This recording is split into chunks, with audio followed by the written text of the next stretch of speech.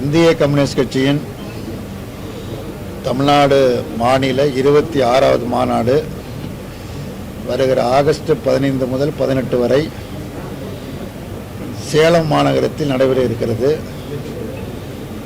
மாநாட்டில் 2வது நாள் நிகழ்ச்சியில் மாண்புமிகு தமிழ்நாடு முதலமைச்சர் அவர்களும் தோழமை கட்சி தலைவர்களும் கலந்து கொள்கின்றார்கள். வெல்க ஜனநாயகம் என்கிற தலைப்பில் உரையாற்ற இருக்கிறார்கள். மாநாட்டின் நிறைவு நாளான ஆகஸ்ட் 18ஆம் நாள் ஒரு மாபெரும் பேரணி பொதுக்கூட்டம் நடைபெற இருக்கிறது. இதற்கு இடையில் காலந்தோறும் கம்யூனிஸ்டுகள் என்கிற ஒரு சிறப்புமிக்க நூல் வெளியீட்டு விழா இந்த மாதம் ஜூலை 28ஆம் தேதி சென்னையில் காமராஜர் அரங்கத்தில் நடைபெற இருக்கிறது. மாண்புமிகு முதலமைச்சர் அவர்கள் கலந்து கொண்டு நூலை வெளியிடுகிறார்கள். திரு குன்றக்குடி அடிகளார் அவர்களும் கவி பேரரசு வைரமுத்து அவர்களும் நூலை பெற்றுக்கொண்டு சிறப்புரையாற்ற இருக்கின்றார்கள். இந்நிகழ்ச்சிக்கு இந்திய கம்யூனிஸ்ட் கட்சியினுடைய பொதுச் செயலாளர் தோழர் டி ராஜா அவர்கள் தலைமை தாங்க இருக்கிறார்கள். மூன்றாவதாக வருகிற 9ஆம் தேதி நாளை மறுநாள் அனைத்து தொழிற்சங்கங்களும் விவசாய சங்க அமைப்புகளும் இணைந்து ஒன்றிய அரசாங்கத்தினுடைய மக்கள் விரோத, தொழிலாளர் விரோத, விவசாயிகள் விரோத கொள்கைகளை கண்டித்தும் பொதுத்துறை நிறுவனங்களை தனியார்மயமாக்குவதை கண்டித்தும் நாடு தழுவிய ஒரு மிகப்பெரிய பிரம்மாண்டமான வேலைநிறுத்த போராட்டத்தை அறிவித்திருக்கிறார்கள். அந்த போராட்டத்தை இந்திய கம்யூனிஸ்ட் கட்சி முழுமையாக ஆதரிக்கிறது. தமிழ்நாட்டு மக்கள் அனைவரும் அந்த பொது வேலை நிறுத்த போராட்டத்திற்கு தங்களது முழு ஆதரவையும் தெரிவித்து அந்த போராட்டத்தை வெற்றியடைய செய்ய வேண்டுமாய் இந்திய கம்யூனிஸ்ட் கட்சியின் சார்பில் கேட்டுக்கொள்கின்றோம். 4வதாக அதிமுகவினுடைய பொதுச் செயலாளர் முன்னாள் முதலமைச்சர் எடப்பாடி பழனிசாமி அவர்கள் மக்களை காப்போம், தமிழகத்தை மீட்போம் என்ற ஒரு பிரச்சார இயக்கத்தை மேற்கொள்ளப் போவதாக அறிவித்திருக்கிறார். தமிழகத்தை மீட்போம் என்கிற முழக்கத்தை சென்ற சட்டமன்ற தேர்தலில் 2021 சட்டமன்ற தேர்தலில் இந்திய கம்யூனிஸ்ட் கட்சி முன்வைத்த முழக்கமாகும். அந்த முழக்கத்தை முன்வைப்பதற்கு அன்றைக்குரிய காரணம்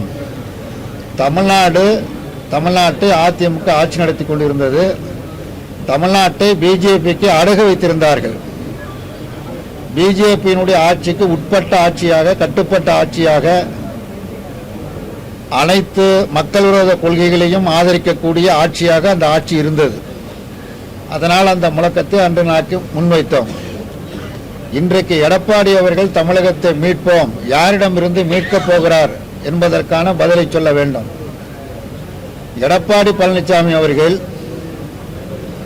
எலிப்பொறியில் மாட்டிக்கொண்ட எலி போல் இன்றைக்கு மாட்டிக்கொண்டு விழித்துக் கொண்டிருக்கிறார்.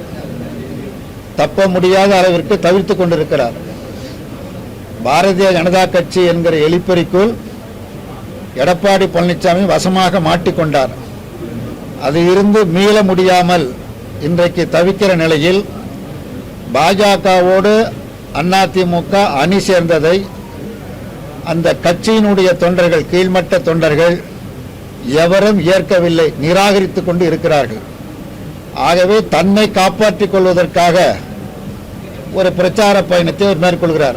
அதிமுக தொண்டர்களிடமிருந்து தன்னை காப்பாற்றிக் கொள்ள, பிஜேபியிடமிருந்து தன்னை காப்பாற்றிக் கொள்ள இந்த பிரச்சார இயக்கத்தை அவர் மேற்கொண்டிருக்கிறார். இவரும் பாஜகவும் என்ன முயற்சிகள் எடுத்தாலும் தமிழ்நாட்டில் கால் ஊன்ற முடியாது என்பதுதான் யதார்த்தமான நிலை.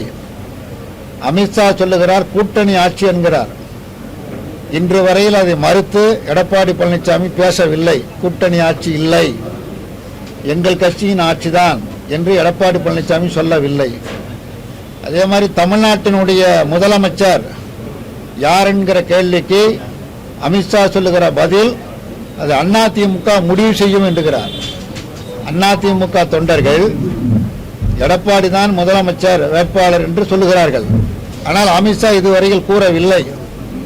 அதற்கும் எடப்பாடி எந்த பதிலையும் இதுவரையில் தெரிவிக்கவில்லை. பாரதிய ஜனதா கட்சி அதிமுகவை தன்வசப்படுத்தி தன்னை பலப்படுத்திக் கொள்வதற்கான அனைத்து முயற்சிகளிலும் பாஜக ஈடுபட்டு இருக்கிறது. ஏற்கனவே மகாராஷ்டிரத்தில் இத்தகைய முயற்சியை மேற்கொண்டு பாஜக வெற்றி பெற்றிருக்கிறது. அங்கிருக்கிற கட்சிகளை உடைத்து, சிவசேனா கட்சியை உடைத்து, தேசியவாத காங்கிரஸை உடைத்து தன்வயப்படுத்தியிருப்பதை நாடு அறியும். அதே நிலையைத்தான் தமிழ்நாட்டிலும் அவர்கள் மேற்கொள்ள முயற்சிக்கிறார்கள். தங்களுடைய சொந்த பலத்தில் தமிழ்நாட்டில் எதுவும் செய்ய இயலாத நிலையில் அதிமுகவை கபலீகரம் செய்து தங்களை பலப்படுத்திக் கொள்வதற்கான முயற்சியில் ஈடுபட்டிருக்கிறார்கள். பாரதிய ஜனதா கட்சி ஈடுபட்டிருக்கிறது, ஒன்றிய அரசு ஈடுபட்டிருக்கிறது.